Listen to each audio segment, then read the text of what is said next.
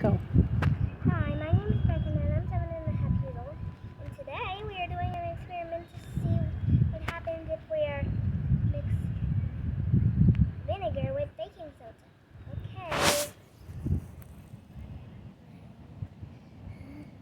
Let's pour this into the funnel. Pour it slow. Look out! Look out! Look out! That's enough. No more. That's enough. Look at that. Take the funnel off. Great job.